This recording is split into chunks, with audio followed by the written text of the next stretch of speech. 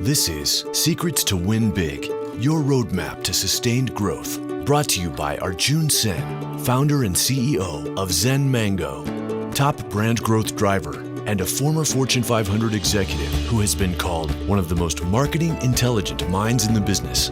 Find him at zenmango.com. And now, here's your host, Arjun Sen. So welcome to Secrets to Win Big. This is Arjun, and I have the amazing, incredible opportunity to talk to some of the coolest leaders from all walks of life and all over the world. Today, I'm really fortunate to welcome my VIP guest, Rob O'Brien. And with Rob, I have a little history because I got to see this man do his magic. So let me share a little bit about Rob and his background, and then I want to talk a little bit about what I have learned, why I have been very excited to have this conversation for nearly 1.5 years. So Rob O'Brien, along with his two brothers, Bill and Paul, founded Floyd's barbershop in 1999. Today, there are over 125 barbershops nationwide. The three brothers pioneered the modern day barbershop focused on expert cuts and amplified experience. And that's the part that is very important, is creating the total experience when you walk in with an anticipation, when you sit on the chair with an anticipation, when you leave the chair and you leave the shop feeling good about yourself. The whole thing has been embodied into Floyd's barbershop. And over the last few years, in my personal interactions with Rob, what I've really hit home and I have learned a lot is his vision, but more importantly, how he connects the vision to make the brand stronger, but also helps an outside partner like me or core corporate team members or even members in the shop connect and get that. And a bigger thing, what I loved was anytime I have had an incredible experience about a stylist in one of the shops, Rob would smile by saying, "Oh, it's Carol at the Broadway show. So I know her," and Rob knows. And that level of caring really told me I really need to talk to this man. So Rob, sorry for the prolonged, extra long introduction. Had to say that, my friend. Welcome to Secrets to Win Big. Well, thank you so much for having me. I really appreciate it. So Rob, to start with, I want to again congratulate you on an incredible career, and it's still blossoming. So what got you into the hair care industry? A series of series of mistakes, I guess. I'm just kidding. Honestly, it's a bit of a story where my brothers and I feel like we're pretty entrepreneurial. Wouldn't call ourselves that to start with. We just felt like we were hard workers, and we had a pretty good idea, and we started a business here in Denver, and that led to other stuff. It's a concessions food business and over the Western United States. And we grew that pretty large and realized that, at the time it was a limited business. I like to say we didn't really own it because we worked for Major League Baseball teams and stuff like that. And no matter how good we got or how big we got, we were really beholden to them renewing our contracts. And basically they provide electricity and we provide everything else, all our food and products and stuff like that. And we just realized we were really exposed that, we just didn't really own our future because it was out of our hands. So we wanted to do something else. We learned a lot in that business entrepreneurially. Like we created our own brands within the stadiums and arenas. Stadium would say, "We want some frozen lemonade." And I'd say, "Okay, how about we do it?" And they'd say, "Okay." And I said, "How about we call it Squishy?" And build a logo and a brand. It was pretty cool. But we just didn't see the future of building wealth, maybe. But we didn't feel like we owned anything. They were buying goodwill. They were buying the job that we did. But I didn't feel like we had value where I couldn't turn around and sell that business to Arjun because the team we were working with might not like you, right? And then so there was no value created there. And we'd worked really hard. And so we decided we wanted to get in something else. And being in the food service, we just kind of thought we didn't want to do that. We didn't want to try and do a restaurant or something. We couldn't figure out, like we knew why people come to get our products at the baseball stadiums. They're coming to watch the teams. But we didn't feel like we weren't chefs. I was making lemonade and cotton candy. I like to joke my first original business was a fresh squeezed lemonade stand, something an 8-year-old could do, right? Mm-hmm. But we just got to do it. It's all about location. We got to do it in the right locations. And then so, we just got together and felt like we weren't getting out of our business what we were hoping to. And there were just outside market forces. They're just too volatile for us to control, like baseball strikes and things like that. We're about to maybe have another one. So we decided we wanted to do something else. And we started looking at some other concepts. But the one thing that had interested me about hair, early on, we thought we kind of discussed what else would we do if food's out, if bars are out. We didn't want to do bars. Our last name's O'Brien, for crying out loud. If you're all in or all out with the bar. There wasn't a lot with our skill set that we felt that we were really comfortable to do. We weren't tech guys. We were in a lot of other things. But with the hair business, what we recognized, when you looked at my brother Paul and myself, the differences that we were having was, he would go out, he would get his haircut from, fancy schmancy place. He has great hair, by the way, still has great hair. Not so much. But he would go out and, make his appointment 2 or 3 weeks ahead of time, spend $40, $50 back in the day and go make it to his appointments. And where I would go, if I went to those places, like it didn't fit me because I didn't feel like I was valued at those places. I didn't feel like I was the kind of client they wanted. And also so I was the guy who would, get up on a Saturday morning and run out, find 2.5 hour waits at what I like to call the super fantastic, great cost clipper cuts with sports. Mm-hmm. I'd run around to those, value places and try and get in, and they'd be, they might have 11, 12 stations there, but they don't have 2 or 3 people working. And the person behind the chair was the person also running the front desk. And, I just felt like I couldn't get in. So I also didn't feel, and then if you did get in, you felt like you were getting rushed and you were just a number and you just weren't valued. They didn't really value your business. So that was really the impetus. It was just kind of seeing what was out there and just felt there was a huge gap. Look, we didn't think of it this way at the time, but looking back on it, with the advent of your Chipotle's and your kind of fast casual restaurants, I feel like that's the kind of space we're in. We're not fast food, we're not McDonald's, but we're not Del Frisco's either, right? So there was just felt like looking back now, there was no middle ground.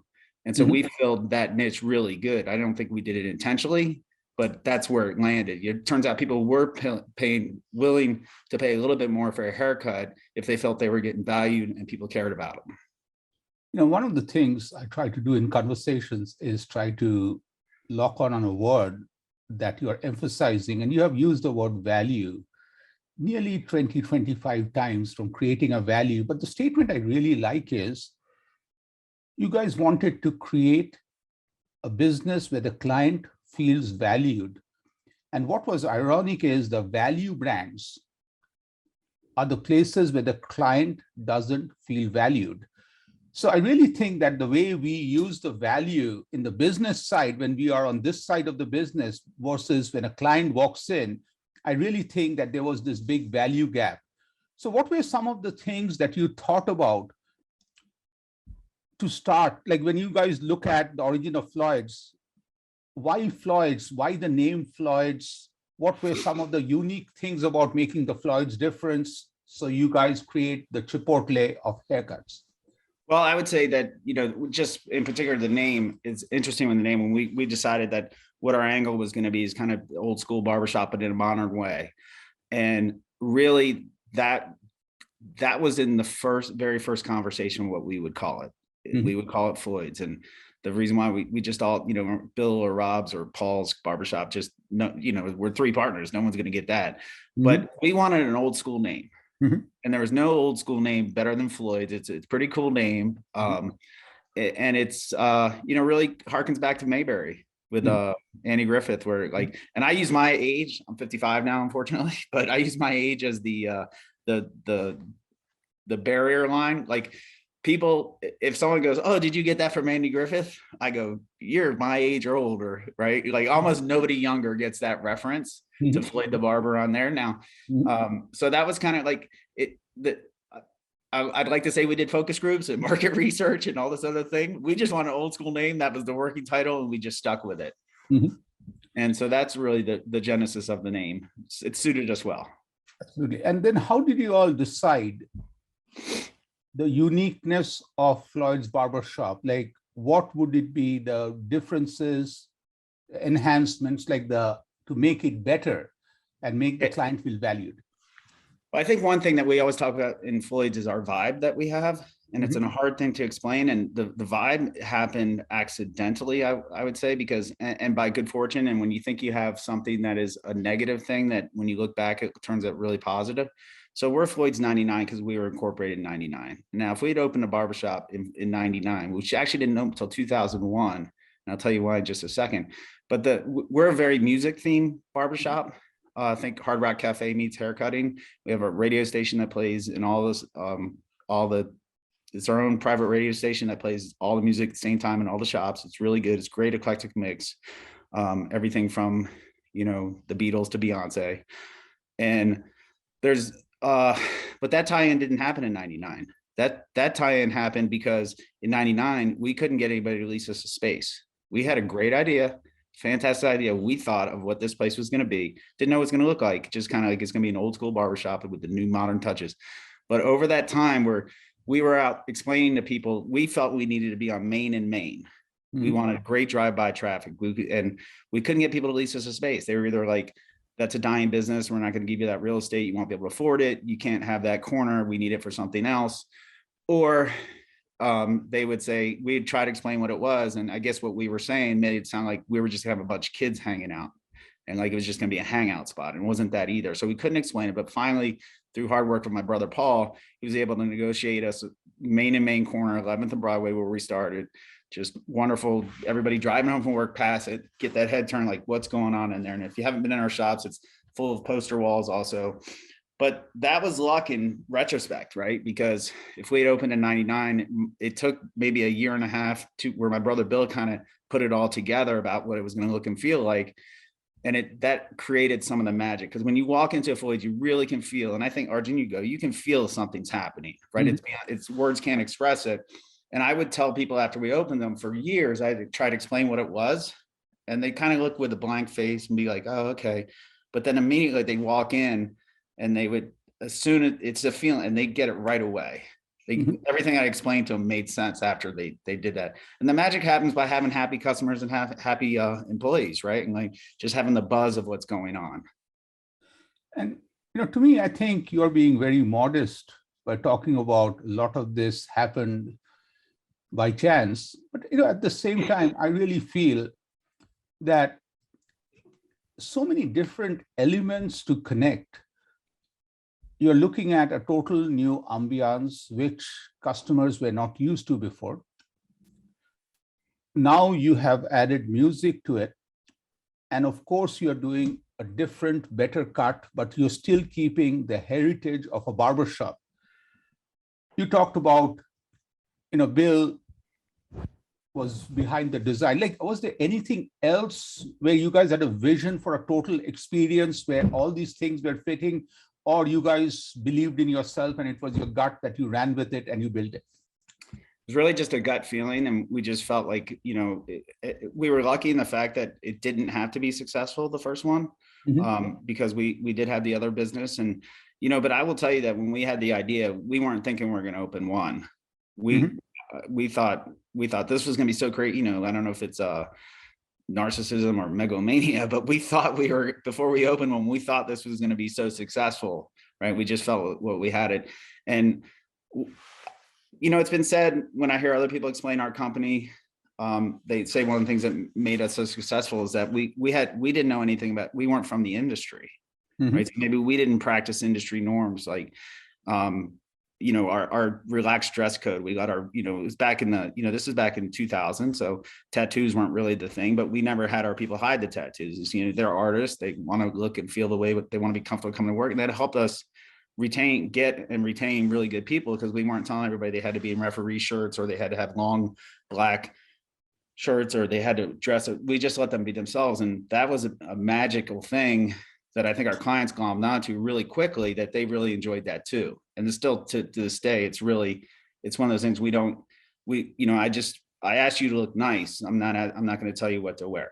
And you know, that's the thing that personally hit me when I first went to Floyd's the first few times, was I was not used to stylists not wearing a uniform. because I was always used to nearly everybody wears at least an outer gown which looks the same. It is just like a McDonald's or a Taco Bell, which again, think for a second, the moment you start conforming, which means you're guiding them force towards conforming. But each one of us are different. And this is something my incredible 27-year daughter, and daughters can always do that, is keeps reminding me, Dad, your left and right eyebrows are not even the same. Like, we take pride in being different. And I just felt and hit home. And to me, I think it took me a few visits to go through. So now, Rob, I just want to go a little different direction. Is how do you, like when I talk to you about the story of Carol at Broadway, how I had the best haircut ever. And for everybody else, I just need to share the story is I walk in, Carol greets me with a smile. And then I ask her the conversation. The question is, Carol, how long have you worked here? And why do you work? What gets you excited? And she said, Arjun, I make Colorado beautiful. I'm like, maybe I asked the wrong question. Like I didn't ask about the weather. And she said, no, Arjun, I make Colorado beautiful because every person, as Carol said, when they leave my chair, they go outside feeling good about themselves, and that makes Colorado beautiful. And all of a sudden, I realized that I am here to have a haircut from the Michael Jordan or the LeBron James or the Stephen Curry of haircuts. Okay. Halfway through, she looks at this part of my hair by saying, Arjun, this part of your hair is little rebel. It always likes to stand out, but today I have tamed it. And it's, you have no clue. I was 47, 48 that time. Like for a 47-year-old man to discover a little bit about the rebel side, which I never knew, which is my forefront, like a, rhinoceros horn. And then towards the end, she said, Arjun, also have to show this to you. Towards the back, you have a little dimple. It's really cute. I have covered it beautifully. And she showed me. Like within haircuts, professionally, if there was love at first sight and search stops here, that's where it happened. I had to call my wife. But I felt the magic ended there. But what was bizarre, when I talked to you about Carol, you right away knew, and there was a smile on your face, and you were not surprised that I found her. So this is a very personal question to you. How do you get to know and care about all the cool people, and not just one Carol? How do you do that? And what's the success like we all can learn from you? Well, I think just naturally, I'm a good conversationalist, so I'm very lucky that we have so many, I live in Colorado, and we have so many of our shops are here in our home state of Colorado. So I get to get out there and see there. But when I go out to the shops, I talk to people and I try and get to know them, and I'm interested, and we celebrate their anniversaries. And so it's really no secret more than to go out and talk to them. And I can, generally, if I have a great conversation with someone and then I hear other people, like what I'll do too is that like, I'll find good people that I really like. And then I'll find, like, I get really upset if people I really like leave, and I get invested in that. I try not to hurt my feelings a little bit, but I think it's the secret is management by walking around, right? Like, it'd be easy. We have a corporate office here, and it'd be easy to hang out in the office all day and feel like that's the most important thing, but that's not the most important thing. The most important thing are the frontline people that are actually doing the haircuts. So for me, it's about just, you have to make an effort to try and get to know your people. I love that. And the two nuggets you gave me are priceless. One is the secret is management by walking around. And second is, I think you said it unconsciously, but that came from deep inside, that you get hurt when a person you care about leaves the organization. I really think that's hurt is, I think that means to be hurt, that means you have a deep connection. I really am fortunate you shared that. So now, Rob, just looking back a little bit on the journey from 1999 or 2001, what has been some of the biggest successes in the industry as you have gone through that you can reflect on? I don't know. I feel like we're just getting started all the time, and all this real successes are in front of us. I take very great pride that we haven't changed culturally as a company, that we care about our people, and that's the most important thing. I would say, I don't look at the number of shops we've opened as, I think that's not like something that drives me as being super successful, because that's not the important part. The important part is, are you doing it well? Are you doing a good job? And just like a lot of small businesses, we probably got over our skis a little bit back in 2015, 2016, and lost sight of that. Opening the shops, that became like the easy part. The hard part is managing the shops. It's what happens inside the four walls, that if the further you get away and the further you get away from that touches, that you lose some of that magic. So we had to pause a little bit, trying to figure out how we get that, to maintain that feeling, that family feeling, and make sure that, we do have some franchise units out there. About a third of our shops are franchises. And it's not about just going to sell franchises. Those people have to be a good fit. We have to know that they're going to treat their employees with the same values that we have, and that their employees are going to have the same experience working for that Floyd's barbershops as they do working for ours. That's the most important part. Because the first question, Arjun, as you would know, someone comes in there and they've never been to Floyd's before, they go, how do you like working here? Well, you can have 20 people on the floor, and if they all say they hate working here and they're out of here, people are not coming back. So you have to make it a genuine feeling. And, for us, it's about maintaining who we are as people, who we are as a company, what we care about, how we treat each other, kindness, empathy. It's just understanding where the money's made, really. And it's made behind that chair every 20 minutes, every 25 minutes. I love that. Understand where the money is made. And behind in the chair every 25 minutes. And to me, this is like only other time I've heard a line like this is in an interview. I wasn't, of course, there when Southwest Airlines talks about we only make money when a plane is in air, not when it's on the ground. I really think it's brilliant. So Rob, now taking a step back, visualize you are talking to 1,000 future founders. So you guys have gone through some tough times, you've figured it out. So what is your few pieces of advice to future founders on what they should or shouldn't do in their journey forward? Well, I would say you're going to make mistakes, right? Everything's not going to be perfect. So for me, it's not about overreacting one time or another, but as you might understand, in my position, I tend to get a lot of ideas from people that tell me they're a great idea that they're going to do. Unfortunately, so many times people never do those ideas. They never take the first step and really are brave enough to make it happen. And maybe that's because it's not the right thing for them. But I feel like just trying and learning is a big deal. And for me, I really try to, when I hear about things happening all the time, it's like week, month, or year, right? Is this going to be a problem in a week?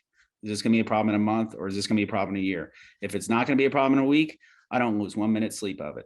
If it's going to be a problem in a year, that's when I go, okay, we have to do something about this, So, future founders is like, you don't have to be perfect. You're going to learn. Love that. Great advice. So now, Rob, let's change the subject a little bit and go to something very random. If you walk into a bar and you all of a sudden see two people who look somewhat familiar, one is a 16-year-old Rob sitting there and also a 100-year Rob, and they just greet you guys hug.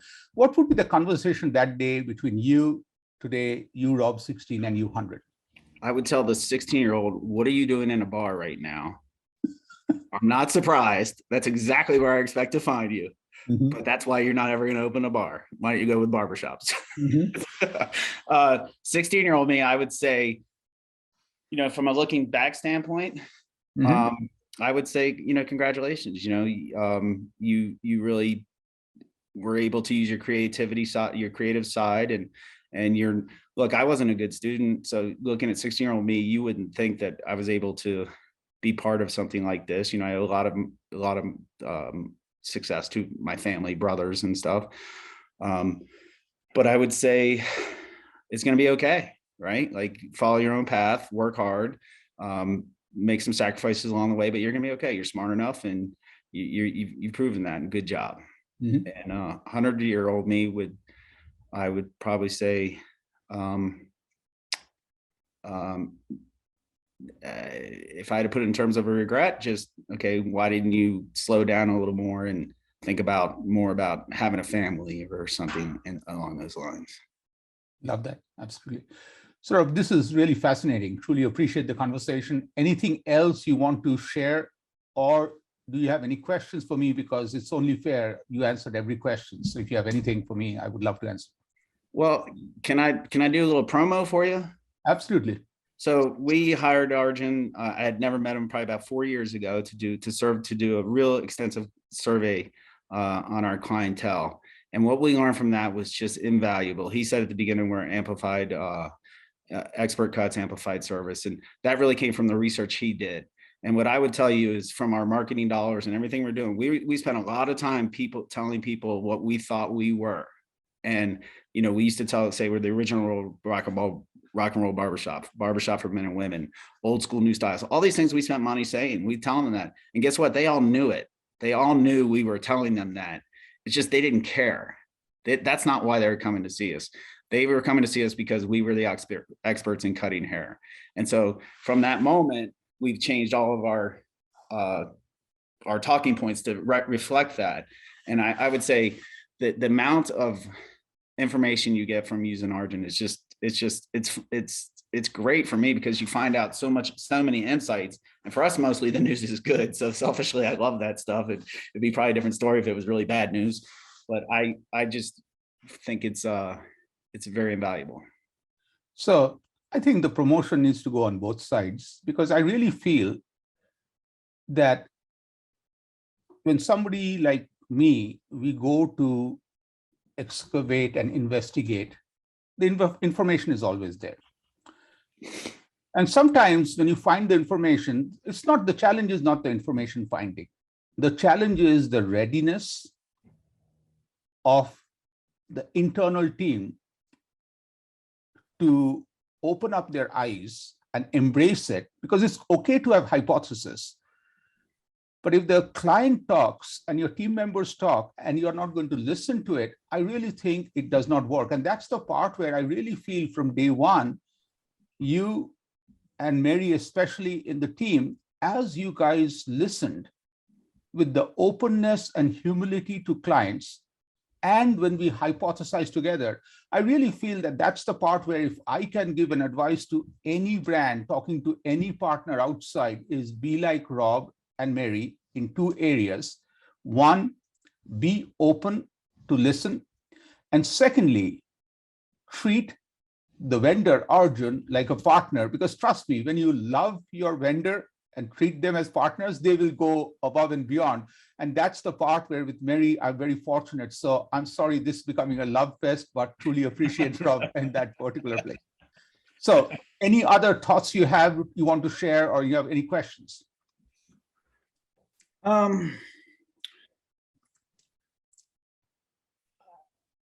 What do we do next?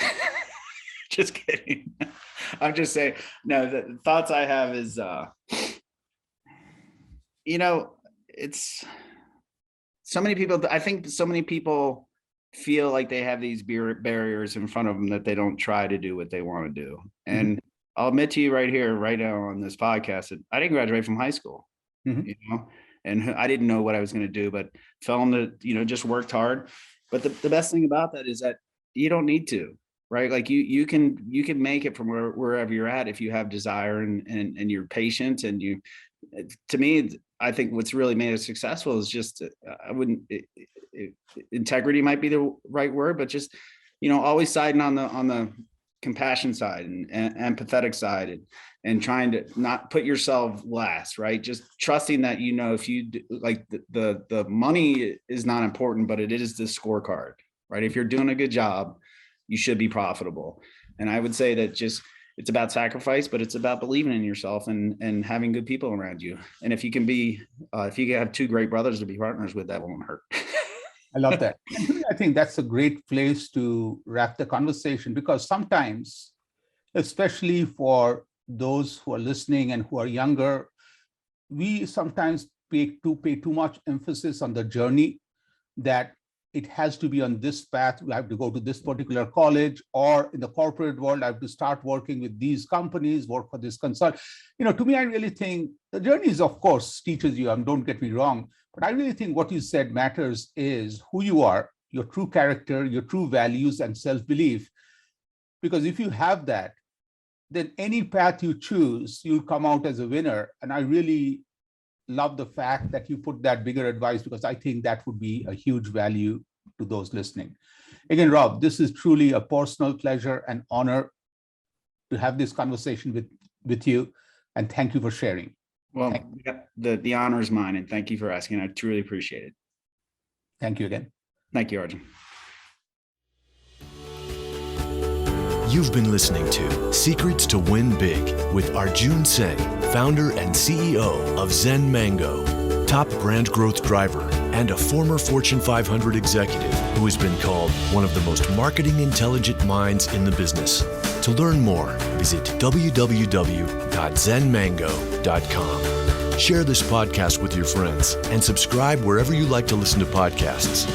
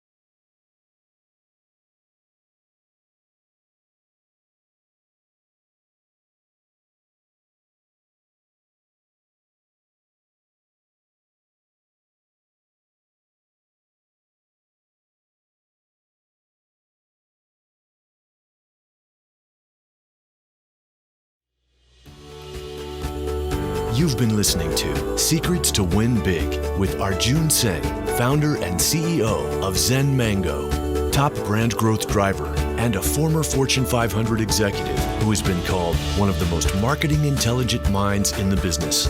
To learn more, visit www.zenmango.com. Share this podcast with your friends and subscribe wherever you like to listen to podcasts.